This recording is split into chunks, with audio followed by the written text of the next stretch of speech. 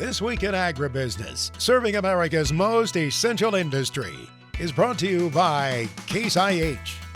Coming up on This Week in Agribusiness, low water levels across the inland waterway continue to drive farmers to market their grain in new ways. Hello, ladies and gentlemen. Thanks for joining us here for This Week in Agribusiness. I'm Mike Pearson. In the studio this week, we will be hearing from Max Armstrong a little bit later on. Before we do, though, we want to talk about an ongoing issue that's impacting agriculture, and that is low water levels across the inland waterways, most notably across the Mississippi River. Ginger Rousey is a senior writer with Delta Farm Press there in Tennessee. She's been tracking this story for the past 6 weeks. And Ginger, give us an update on the Mississippi this past week. Are there any holdups or slowdowns? There are some slowdowns still. The good news is we've seen water levels start to come back up. We had quite a bit of rain in our area, so we have seen those levels move up from those record lows that we saw just last week. The bad news is it looks like this could still be a short-lived trend.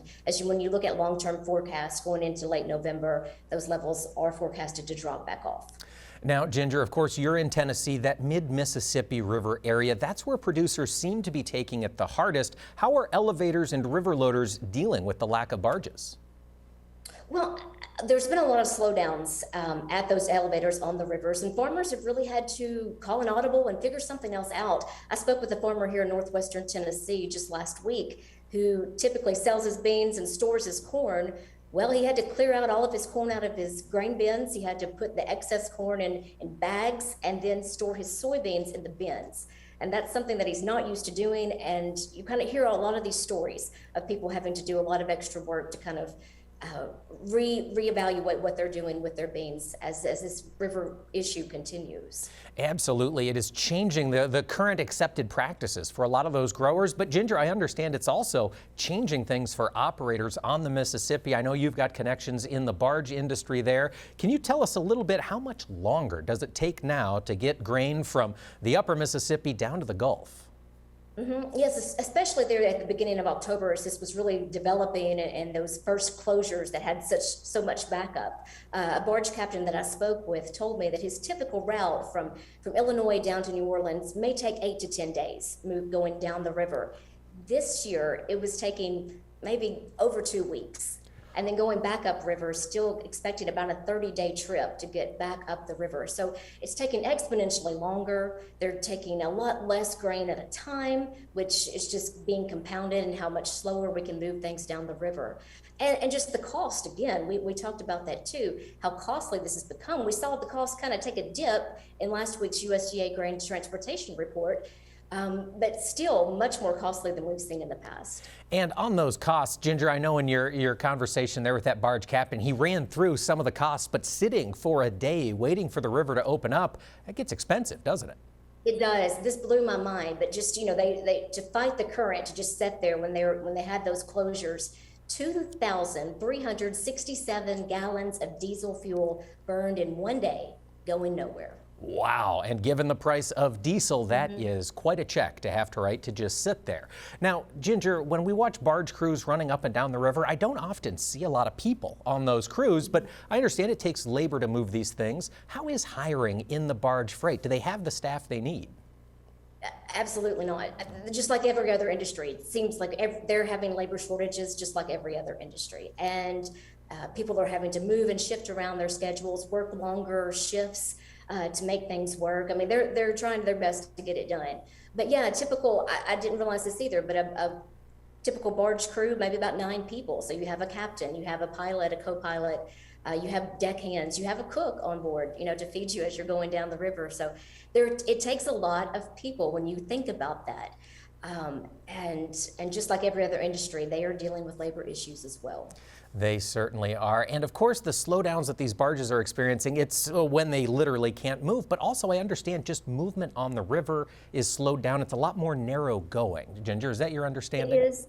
The last I spoke with, because it's gotten so low, and I think, of course, hats off to the Coast Guard, and they're working hard to get this moving. And one thing this barge captain told me, who's been on the river for over 40 years, this may be a record low, but it's still not as bad. The navigation is not as bad as 1981, just because of the work that's been done to keep those channels. But he has noticed as he's coming back up the river that the channels themselves are shifting, and maybe they're having to go move their barges right up against the bank to get things to work. So it's a very unique situation. It is indeed, and it doesn't look like there's any relief coming in the short term. Ginger, this struggle is going to be with us for some time. Thanks for filling us in on the situation on the Mississippi. This portion of This Week in Agribusiness is brought to you by Firestone Ag. The Firestone Ag Dealer Network offers you the support, inventory, and resources you need. Visit firestoneag.com to find your local certified dealer. And it's time to talk markets with Naomi Bloom of Total Farm Marketing. And Naomi, Mississippi River concerns, we just heard they're on a lot of farmers' minds. How can farmers be proactive about some of the transportation risks that are out there this year? Yeah, you absolutely have to keep an eye on your basis levels, because if you're living along the river, some places they're not accepting grain right now because the river is so low. So that affects basis right now more than futures. So keep an eye on if there's any place else you could sell to, or if the river suddenly comes up, if we get some rain, there might be a quick basis play where they say, hey, we need the grain here fast, bring it in, and then you get some extra incentive. So looking though at the futures market and futures prices for grain right now, we're in a nice consolidation pattern. Fundamentals overall remain friendly, and I think we're going to see still firm prices overall for the short term for corn and soybeans. Naomi, on the soybean front, we saw a lot of chatter earlier this fall as Argentina started selling a lot of beans. Thought China had secured what they'd need, but they're coming back to the U.S. market, aren't they? Yes, absolutely. China did do that huge purchase from Argentina, but then over the past few weeks, they've been buying American soybeans. And again, we had a nice large export sale already this week, and our export inspections from this week showed that even though the river is down, we are moving product. We are using all of our available ports and resources to get the soybeans out of the country, with the bulk of them going to China. So going forward with the soybean market, I do think export sales will continue to be strong for another week or two, and then it's normal to see them slide a little bit lower. But right now we're on pace for USDA projections for where we should be this time of year. The demand is there. What I think we'll be wanting to watch in the future for soybeans is the soybean meal and bean oil market, to see if we can see some additional exports pick up there, because the demand is strong for that product as well. If we've got end users looking at bean meal as an input cost, livestock producers, so on, is this a time to maybe get some purchased before those exports come on the scene? I would keep an eye on those market prices. If there's a pullback, use that as an opportunity, because the demand is still there. When you have the soybean equivalent price in China of over $21 for soybeans, wow, there's strong demand there. And so when you get a pullback, you're going to use that as an opportunity to get things booked. Naomi, corn market, export side looking out there, what do you see developing in the sense of the strong dollar that's lingering over our heads? So what's interesting is that even though the soybean export sales are red hot, corn continues to linger.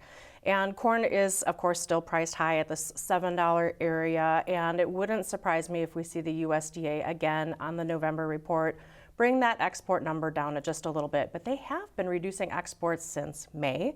But I also think that when they do that, that'll allow them to bring the corn yield down number as well, and ultimately leaving carryout near that 1.1 billion bushel mark. It still is a friendly story for corn. The demand overall is going to be there. The ethanol market is picking up again. That's a friendly story. But with corn on a pullback, if you're an end user also, I would be encouraging you to get some booked. You mentioned the strength you're seeing in ethanol. Naomi, is this just strength during harvest time, or do you think the economics are there to support ethanol throughout the winter? Both. And here's why. So the crude oil market continues to hold near this $80, $85 level, and we're not seeing people lose jobs. And so, of course, there's recession talk, and there's the fear of all of that, and that's real. But as long as people are not losing jobs and the job market continues to be strong, that tells me that there's demand there. And for Pete's sake, when I've been driving around for the past 2 weeks throughout the Midwest, there is so many cars on the road, and gasoline prices and gasoline demand probably going to stay firm here, probably work higher. Ultimately, it's good for ethanol. All right, Naomi, on the corn market, you've got growers whose yield are coming in higher than anticipated. They've got a little extra bushels. Do you unload them now, let the market have them, and re-own, or how do you handle it? That is a good question. I think part of it all just really depends on where you live. If you're in Iowa or West, you're going to have a basis play that lasts probably for the whole year. So that's going to be your way to keep an eye on market and take advantage of opportunities. For the central part of the Midwest, then you're going to have to just keep an eye with futures market. We are in just a really tight consolidation pattern for corn. Strong support at 675. We don't quite have a reason to get above 7, and time will tell as far as where we can go. Keep an eye on exports and demand overall. All right, we'll be back for more conversation on the markets with Naomi Bloom of Total Farm Marketing. This portion of This Week in Agribusiness is brought to you by Firestone Ag. Harvey Firestone invented the first pneumatic farm tire, forever changing what it means to farm hard. Visit firestoneag.com to learn more about this history and tire solutions for today. We're back talking markets with Naomi Bloom of Total Farm Marketing. And Naomi, we talked soy, we talked corn. I've got to pick your brain on the wheat market. The fundamentals seem fairly stable, but there's volatility from these headlines. How do farmers capture that volatility? Yeah, in the short term, these headlines, absolutely, like you said, they're moving the markets right now, and we haven't had any big dramatic news out of Russia, Ukraine, and that's why the market has had this recent pullback. The underlying fundamentals for wheat, though, continue to be supportive, especially for the winter wheat market. It is so dry yet out west. Even though we had this recent rain come through, it's not enough to fix the drought by any means. And we're seeing exports that we're on target for sales, actually, for the USDA projections. So things are moving, product is moving that regard, but we still have very tight ending stocks in the United States. And if you look globally, global ending stocks continue to dwindle lower as well. So any moving market headline with Russia, Ukraine in the coming weeks is going to make the wheat market potentially explode higher. So we've already priced in the expectation or the hope that they're going to be able to keep that export corridor open. If we get any news to the contrary, you're going to see the wheat market just scream higher one more time. And we have to also keep an eye on how much wheat are actually able to get producing in Ukraine. The production levels are, of course, still down overall. Argentina wheat production is down. The Australian crop, of course, higher, but now there's quality concerns. I'm still friendly wheat. I think that there's more upside to come. All right, double digits? That depends on Russia, Ukraine. Okay, or continue to watch that geopolitical. Yes, it is going absolutely. to be the main mover in that market. Naomi, coming back to the United States, looking at the protein markets, we had the cattle on feed report last week. It was expected to change the narrative here in the live cattle complex. Did it? Well, and that's interesting because that market had been expecting a friendly report. We got the friendly report. It was everything that we thought it was going to be. And the cattle prices were up near resistance on charts. And so I thought, I don't know if that's going to be friendly enough news to get the market to go through resistance or not. And the market ate it up. It liked it. So futures prices worked higher. And already this week, we're starting to hear rumblings of a higher cash market yet again. The reality is that we've got fourth quarter production supposed to be down 3%. First quarter next year is supposed to be down another 4.5%. The cattle story continues to be friendly. Our exports are really still solid, and that is a friendly story for the cattle market as well. And as long as Americans, like I said earlier, as long as they're working, as long as people haven't been laid off, you're going to see that domestic demand continue to be strong for cattle. I'm still optimistic for prices. I don't know that they have a reason to blast higher, but they should be well supported going into 2023. All right, good news for those cattle producers out there. Naomi, while we're on the topic of bovine, I want to get your impression here on the dairy market. Butter prices have been near record highs. What's driving that, and is it going to continue? Well, it's been export demand. Our exports for butter have been up over like 70% from year-ago levels. So that's the demand of that marketplace.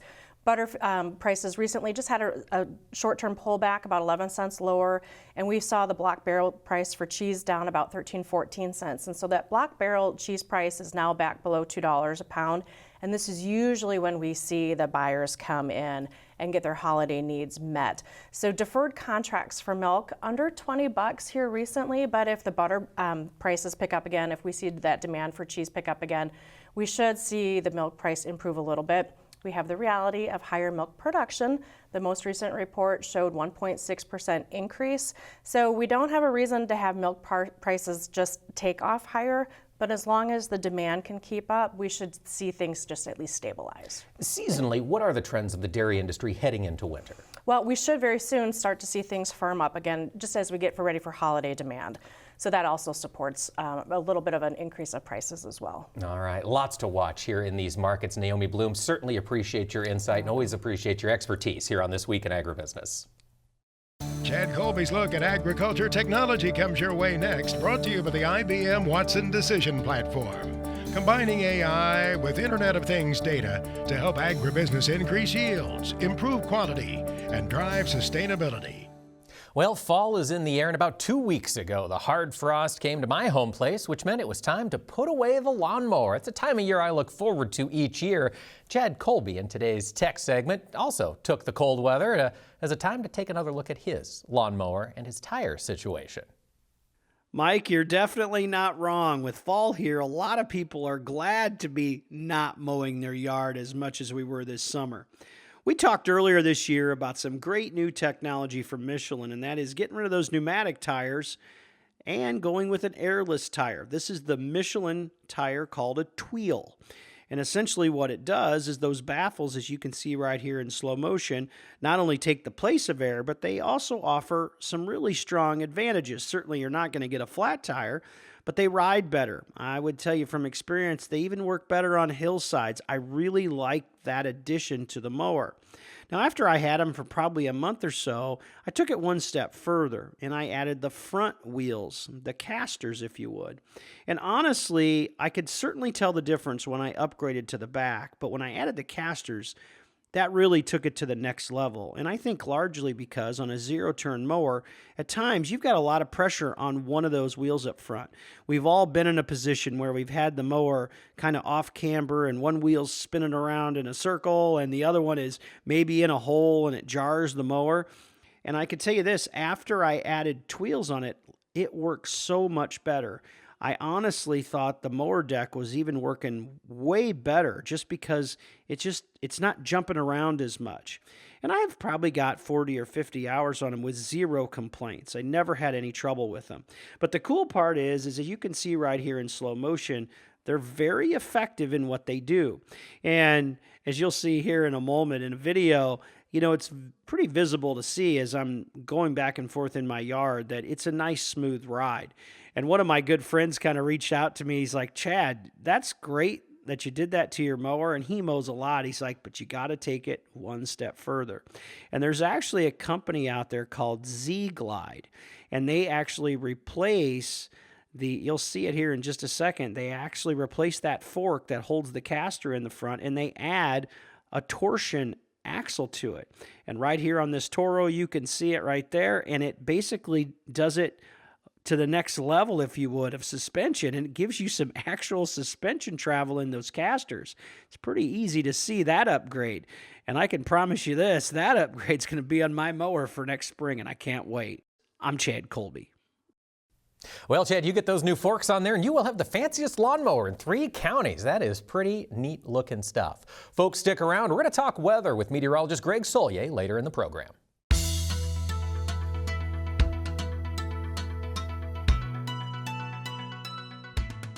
Welcome back to This Week in Agribusiness. We're joined this weekend by the president of the American Soybean Association, an Arkansas soybean producer, Brad Doyle. Hey, Brad, it's good to have you on with us. First, we need some kind of a report from your area. Is harvest about wrapped up?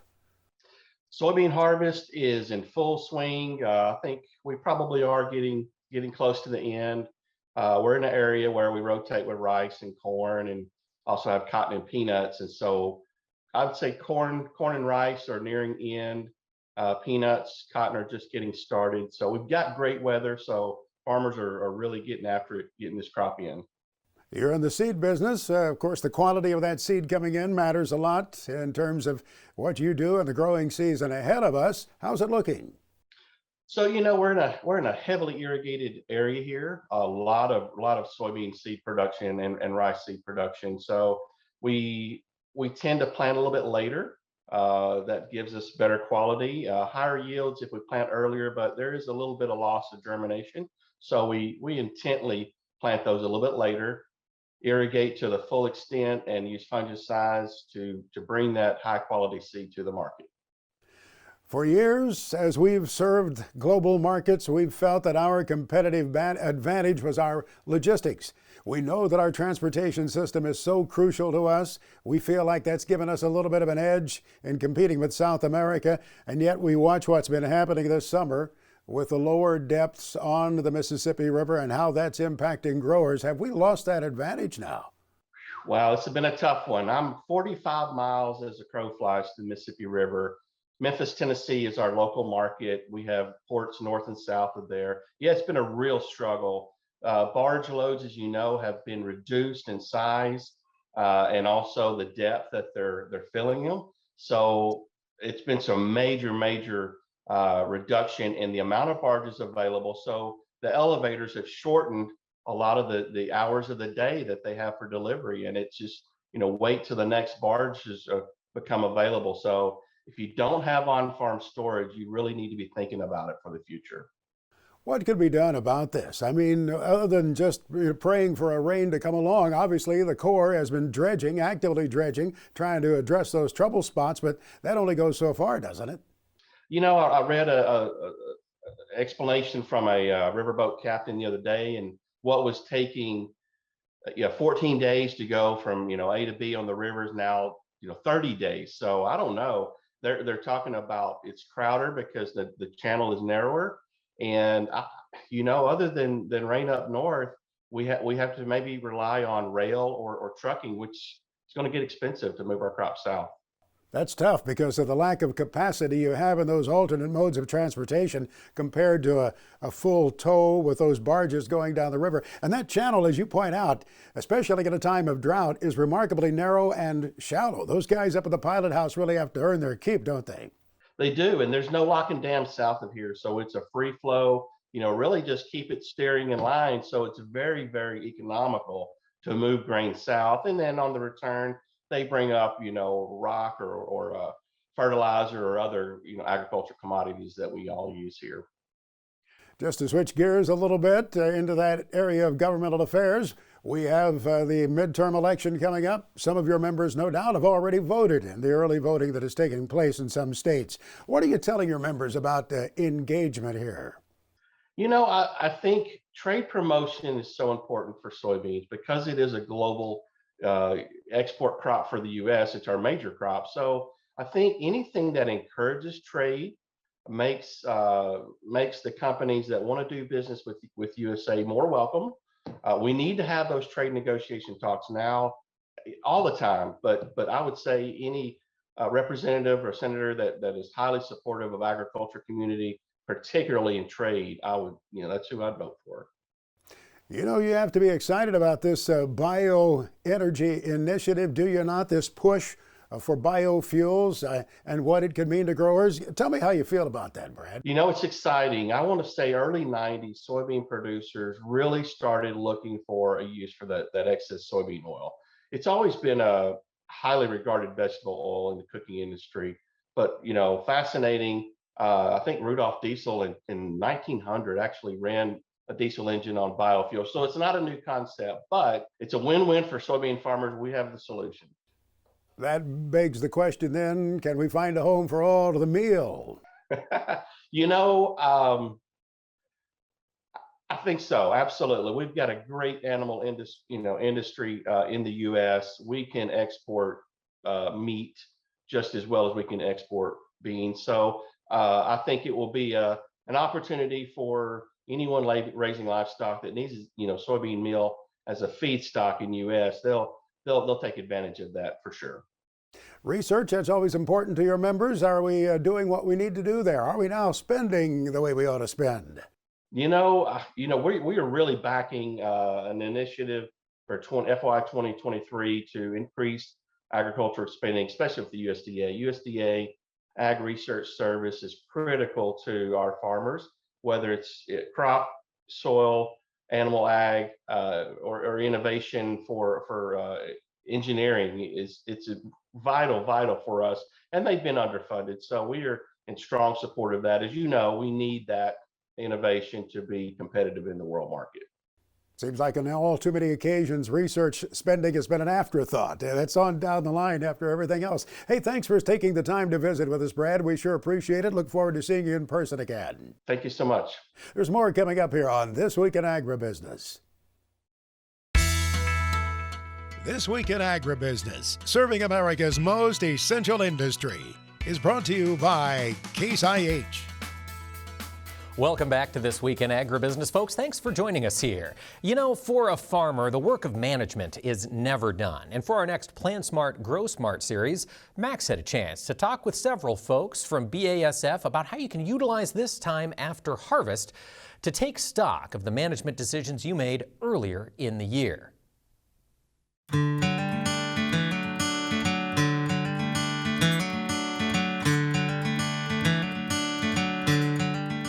You've brought so much science to the field and so much value to the growers. It's such a giant stride over the decades, to be sure. I bet quite often a grower will inherit problems from a previous tenant farmer, perhaps. If a farmer's been in a family for many years and within a multi-generational farm, generally the fertility's probably there. They wouldn't be in business if they weren't doing a good job. And so weed management is something they probably employed doing some good practices over the years. Back in the old days, we could come back with that post-emerge chemistry, knock those weeds out post-emerge, but that's the part that changed. So now we're having to add more residual with that second layer, particularly in soybeans where we have a crop that really doesn't canopy very well. And that's has been our successful way of combating these problem weeds. Talk a little bit about that return that the grower needs and can get. We all know that where you have a lot of weed competition, we don't get good yields, and that you're going to, potentially create a bigger problem down the road. So that's where we're probably having to invest more dollars in the herbicide program today, either in the form of technology with seed and or new chemistries or more of those chemistries. It costs a few dollars more, but you just simply can't afford to not spend those dollars in those cases where you've got big weed problems. And we've got a lot of new things at BASF that we're looking forward to launching. We have in excess of 40 new products, I think, coming by 2025. BASF has history here. I mean, a great track record, and you're building upon it with the new products. If you've never used a BASF plant health product, at least start using it on some of your acres. Obviously, we have the benefit of plant health and disease control, but if disease does show up, it's something that we want to be ahead of, because even though you might not see a disease lesion on a leaf, the disease can be in the plant. It can be in that leaf, utilizing the plant's resources, already taking away from that plant's ability to produce yield before you see that lesion.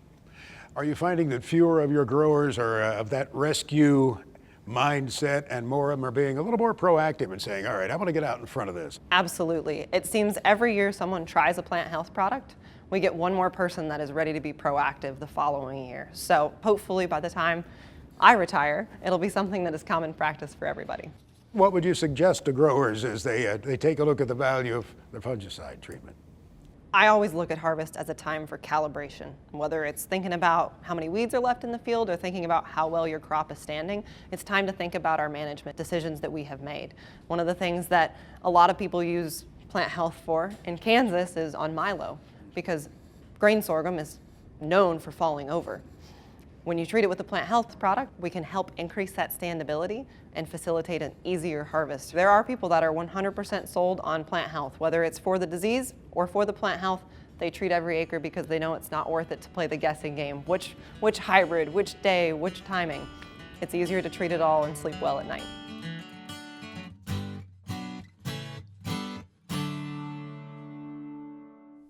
Thank you, Max. And folks, if you want some more of the Plan Smart, Grow Smart information to see the other videos in this series, be sure to visit the website. You can find it at plansmartgrowsmart.com. Greg Solier now brings us his farm weather forecast for the week ahead, presented by Pivot Bio Proven 40. Predictable, productive, weatherproof. Turn to a better nitrogen. Turn to Pivot Bio Proven 40. Learn more at pivotbio.com. Harvest weather this year making more headlines than it usually does with the expansive drought, and Greg Solier, meteorologist, joins us now. Greg, up in the Pacific Northwest, they usually see the weather first that's going to impact the rest of this country. What do you see out there this week? Well, over the past couple of weeks, it's been fires and pretty rotten and crummy air quality out there, and a pretty stagnant setup with some late season heat. Well, weather systems are finally on the move, a little more progression to them. Not a lot of moisture, but we're able to turn the atmosphere over, increase humidity bit, and perhaps in some areas ease the fire situation, at least the better potential to combat them nicely here in the days to come. And here's one weather system ashore, another one moving into the northern plains. Some gusty winds may fan some of that, but overall, again, these systems are on the move. Nothing really of significance here early to middle parts of the week from a moisture standpoint, or at least accumulating snow. We're about a week to 10, maybe 12 days out from seeing a significant pattern shift, and you'll see that in the longer range here in the northwestern and western parts of the country coming on up. And here is the next front moving on eastwards. Somewhat colder air into Big Sky, little rain snow combination. What else is new? Some gusty winds and a prod of some milder to warmer air across the northern plains. Next system coming ashore in through coastal sections of the Pacific Northwest. Time of the year, there's no real rainy season getting underway. That is officially underway as of the beginning part of October, but nothing showing up on the maps and charts, and probably a trademark of La Nina, what turns out to be a pretty much normal to below wet weather season in the southwestern sections of the country. A little push of some chillier air across Nebraska. Had some rain and snow last week in this particular corridor. Mild to warm, dry weather on the central and southern plains. Later on in the week, big push of warmer air out of the desert southwest into the plains that are warm front, almost a late summery feel, but we do generate some showers and thunderstorms for some of those uneven growing and emerging winter wheat fields. So some promise here. Cooler air across the valleys of California. Not much going on otherwise, moisture-wise, in through the southwest. Greg, across the central part of the U.S., farmers this past week had a couple of opportunities to shut down equipment due to rainfall. Is that a pattern that's going to be sticking with us? I think with time, those windows of opportunity, much like a big bay window over the past few weeks, kind of shrinking, we think, in the weeks to come. It's the usual trade-off. You got to get moisture in the ground, particularly this year with dryness and drought, before it freezes and firms on up, and you got to get the harvest cut and into the bin, et cetera, so forth and so on. So that's the challenge, really, in the weeks to come. Here's a weather system in this fast west to east zonal flow. The weekend weather system that came through the southeast up through the Ohio Valley very much early on with some lingering moisture there. Big southwest wind flow and a feel of maybe September to early to mid-October. Yeah, temperatures well above average, very comfortable across the Corn Belt up towards the Sioux, but an increasing outbreak or 2 or 3 of showers and a couple of almost November thunderstorms across parts of the plains. So good news here with moisture recharge, not the greatest of setup here with harvest operations in mind. We hopefully will get some additional moisture onto the central and southern plains, but it's a quiet start to the week here. Oklahoma and Texas, after some of this rain system here moves out of the Delta region, so there is a little bit of an improvement to soil moisture. Oklahoma and Texas, more so with the warmth and humidity, almost a late summer feel back into play. Oklahoma, Texas, into the Ozarks, coming off last week's rainfall, 1 to 3 inches, boosting the levels of the Mississippi River. More rain back in the forecast in this particular area from the Delta western through the southern plains as the week wears on. Greg, look out further east with us. What do you see coming here in the next week for the eastern Corn Belt, Atlantic seaboard? Some leftover rainfall, light into parts of the southeastern Corn Belt, I-70 corridor on southward, a few sprinkles up towards the border of trade. Cool, dry air for the northeast in New England. Pretty interesting. They had 2 inches of rain last week, early in the week at St. Louis. That brought the Mississippi up to about 4 feet. Pretty amazing, but it's just a little nidge in an otherwise pretty much disappointing season so far on moisture. But things do change later in the week. Showers and thunderstorms are out of the plains into the Corn Belt locales, and a nice gusty southwest wind with warmer conditions expected across the Midwest as well. Here's the leftover weekend weather system that came through the southern plains. Showers and thunderstorms in the southeastern part of the country, replaced by delightful outdoor work and harvest weather for cotton, especially in the southeast later in the week. Greg Solier is back with his extended farm weather forecast for the country, presented by Pivot BioProven 40. Predictable, productive, weatherproof. Turn to a better nitrogen. Turn to Pivot BioProven 40. Learn more at pivotbio.com. Well, now it's time to take a look at the long-range forecast. Greg Solier in the studio. And Greg, you mentioned some moisture potential this next week. Who's going to get it and when? The heart of the heartland, if you will, heart of the country, the plains, the Corn Belt locales. We think this is the start, the vanguard to a pattern shift here to more active initially into the western part of the country, more so the plains, and with time into the Corn Belt locales. There'll be windows of opportunity, not this multi-week span that we've seen here in weeks gone by. Pretty interesting last week, as we had mentioned, a couple of inches of rain at St. Louis had equated to a 4-foot rise on the Mississippi there. Long way to go. We need these weather systems about every week to move on through to get things where we need to be, hopefully, to start. But again, we're juggling harvest and fall cleanup. Scattered moisture in the southwest, good news. Pacific Northwest, some snows into the high plains areas, nothing surprising. Canadian Prairie, but a swath of probably half to 1 or a little more into this part of the country, coming off some of those 1 to 3 inch rains last week in this corridor. Late in the week, new moisture coming across areas of Georgia as well as Florida, in addition to the current weather system moving on by. So some opportunity to improve the dryness and drought down there. Well, and temperature is always a question. Greg, what do you see developing on the week of November 7th? A pretty good range of temperatures. It's autumn, it's fall, it's November. It ought to behave as such here in this La Nina setup. The warmth, it'll feel mighty fine, easing up on the power and fuel bill over the eastern half of the country. Here is the trough position. Cooler to colder, nothing bitter across the west and northwestern reaches of the country. You get that compaction of temperatures, jet stream winds strengthen, and you get systems that'll be tracking in a pretty favorable setup out of the plains into the southeastern Canadian prairie, the Hudson Valley as well. And we've got, for the most part, widespread rainfall and some early season snow too for the upper Midwest. So a good improvement here to the dryness and drought. And yeah, we can still cook up a couple of weak tropical systems that may and some of the rainfall across areas of Florida, normal precip in the southwest. Greg, as we get deeper into November, the week of November 14th, does that cold start to intensify? For the most part, there may be a slug of it getting almost early to mid-winterish up towards the Sioux. It's a small area. It's a fast current of air, and the trough is, again, progressive moving. It's lined up over the Missouri Valley, so some cooling into the upper Midwest, warmth over the southeastern part of the country, southwest into the Pacific Northwest, and there'll be a corresponding move to some of this moisture as well into the northeast and New England, still holding on over the southeastern states. There may be perhaps a little feature we'll keep an eye out for in the Atlantic, even at that point in November. But the storm track is pretty favorable to continue to generate some meaningful moisture. Early season snows for the upper Midwest, Pacific Northwest, dry time over the southwestern part of the country. So, Mike, good moisture, but probably some late season harvest delays too. Well, Greg, it's hard to believe, but we're only a month away from Thanksgiving. That week in November, what do you anticipate? So far, we're working our magic, trying to come up with something comfortable and easy to take from a travel standpoint. Thanksgiving Day on the 24th, and yeah, another slug of mild Pacific air, and really across much of the country, temperatures up quite nicely. The cool off into the eastern states, that trough position moving along, another ridge forming up over sections of the high plains and points on westward. So pretty comfortable if you need to get out and stretch your legs and kind of cool the kitchen off. And the moisture too, well, Pacific Northwest, southern Canadian prairie, broad area of quiet weather out of California, central and southern plains, the southwestern and central and southern Corn Belt locales. We can maybe put a wrap on it here with harvest in mind. Wet weather down through Florida, up and down the eastern seaboard as well. So again, things looking pretty favorable from a harvest standpoint with additional moisture gain for the heartland. Next on This Week in Agribusiness, it's Max's Tractor Shed, spotlighting another great American tractor. At Max's Tractor Shed this weekend, it's a little bit different. There's no tractor on the spotlight. Instead, it's a corn chopper. Max's Tractor Shed is brought to you by Store Lock Tool Cabinets. Maybe you haven't seen one in person. Perhaps you heard there's somebody in the township or the other side of the county who has store locks in their shop.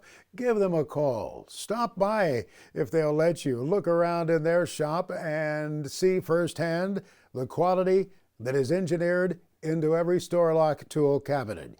Go to their website, storelock.com, to see the variety available. Our friend Bob Johnson is at it again. Corn picker Bob and his wife Phyllis came out with those superb books on corn cribs and corn pickers. Now they are doing one on corn choppers. Watch for that in the future. Here's one that Bob has. This is a Paypec corn chopper. I saw it back in the summer. He had it at a show where I was able to walk around it and look at it and see that advisory there showing you where the zerks are. Don't miss those zerks. I had a flashback to when I was a kid. When I saw that, I could just hear my dad, Jim Richard Armstrong, saying, "Don't miss those zerks." Corn Picker Bob, watch for his corn chopper book coming out soon. Well, let's see what's happening with Big Iron Auctions. Mark Stock is here with his weekly report.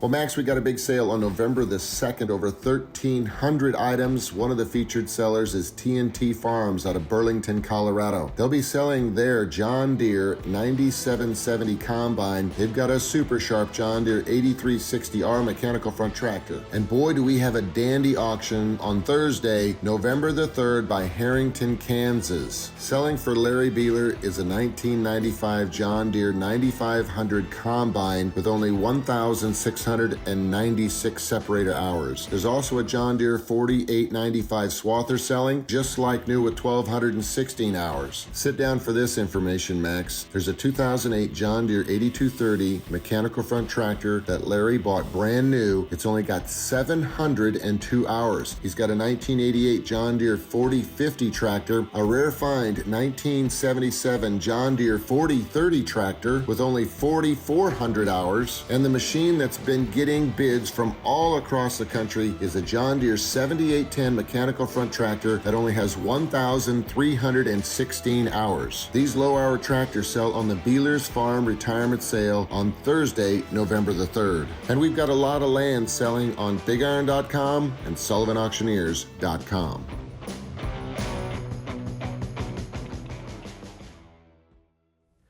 Well, FFAers from around the country this past week gathered in Indianapolis, Indiana for the National Convention. And on This Week in Agribusiness, we are checking in with Sydney Bender. She served as one of the vice presidents in the Wisconsin State FFA this past year. And Sydney, are you sad to be missing out on convention this year?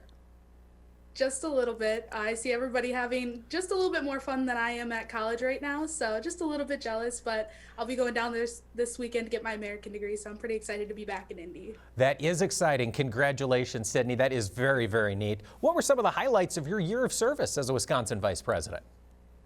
Looking back, there's so many memories that I'm extremely grateful for in serving in this opportunity, but definitely National Convention has to take the cake. Seeing all those blue jackets in one area and celebrating our organization, all the accomplishments FFA members have been able to make in this year is definitely an experience that I will always remember. And attending sessions, meeting people throughout the country is nothing I can replace or have a similar feeling to.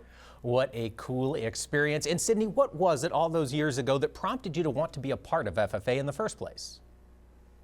I'd always been involved in agriculture, but I never knew about the FFA organization until one day my advisor's daughter came up to me and asked me if I wanted to do an agri-science research project with her. I had no idea what it was. I had no idea what I was signing up for, but I went for it, and that took me all the way up to nationals. And from there, I just knew that it was an organization that I wanted to stay a part of. So you knew you liked the work they were doing in FFA, and I'm guessing you liked the people. What was it that prompted you to run for leadership in the organization? It was always a big toss-up. I'd always idolized all of the state officers. My chapter had had a couple of them. What really did it for me for wanting to run to become a state officer was I didn't feel like my journey in FFA was over. I knew that there was another chapter that I still had to write in my FFA journey, and for me that was becoming a state officer, and it's one decision that I will never regret and one that I'm extremely grateful for. Well, and your journey continues, Sydney. What's next for you here at school? Currently, I'm a sophomore at the University of Wisconsin-Platteville studying agricultural education with hopes of becoming an ag teacher in the future and having my own FFA program so I can give them the same opportunities I had when I was in high school and hopefully have them develop the same love for agriculture and FFA that I have. Fantastic. We love to see that give back attitude. Sydney Bender, we wish you the best of luck in the future. Thank you so much. Folks, stick around. We're going to talk weather with meteorologist Greg Solier later in the program. For now, it's the seasonal change. Take the moisture while you may, enjoy it while you may. For example, if we'd had one or two of these weather systems per week moving along here in the weeks to come here, we'd see substantial, significant ongoing rises on the Mississippi. With all the concern as harvest season gets underway about weather, I figured it was probably time we spend a few extra minutes with meteorologist Greg Solier discussing this drought. And Greg, we've got a record percentage of the lower 48 in some form of drought. Can you talk a little bit about the expansion of this drought? Really, it is the aerial expansion here over the past few weeks and really a worsening of it. When we take a look at the map there, remember back during the course of the late spring to maybe midsummer, we had seen substantial improvement in the eastern Corn Belt. Well, look at it now. Many areas in that moderate to severe drought category, a worsening, an increase over the western sections back into the plains. So even the Pacific Northwest that had some improvement. Really, it's anywhere from about the Appalachians east and northward where we have seen some modest improvement. And pretty interesting compared to 1988 when we had basically this map, and I don't even think we had the monitor going at that time, but almost all of the country was in some sense of extreme to exceptional drought versus now when it's more localized, still important, still severe. For example, Oklahoma, 98% of their topsoil is very short of the current time. So smaller, tougher conditions, but over a wide area of the country, really the western 2/3 of it in a drought right now. Yeah, that is something else. And Greg, you mentioned the topsoil conditions. We've seen them draw down fairly rapidly here over the past few weeks. Do you have any other topsoil data for us? Yeah, statistically, nationally, 68%, if you take the whole big picture, 68% of the country in some sense of dry or very dry or short or very short. You bring that back to late May to mid-June, it was only 25%. So we've seen, again, a degradation, a worsening of this over many areas of the country, including the plains and Corn Belt locales, and especially in those eastern areas in particular that had some sense of really significant improvement here, but weeks gone by. And Greg, earlier in the program during the weather segment, you mentioned a pattern shift might be developing. Yes. Is this going to develop rapidly enough to get some moisture in before the end of November? We think so. It's not typically a trademark in the plain states where we see this La Nina set up and a significant recurring boost, but we'll take what we can get. It's usually as you get deeper into mid and late winter that things turn into the eastern Corn Belt. More active, more snow, colder air on the move. But for now, it's the seasonal change. Take the moisture while you may, enjoy it while you may. For example, if we'd had 1 or 2 of these weather systems per week moving along here in the weeks to come here, we'd see substantial, significant ongoing rises on the Mississippi. All right, lots to watch in the weather in the months ahead. Greg Solier, thanks for joining us here. Thank you. And thanks to all of you for joining us on This Week in Agribusiness. Closed captioning for This Week in Agribusiness is brought to you by Kubota. Shape your world. This Week in Agribusiness is brought to you by Case IH.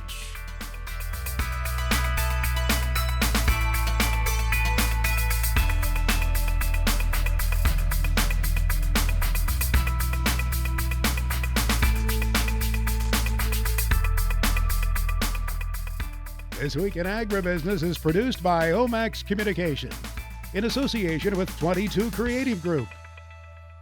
We invite you to visit us online at agbizweek.com.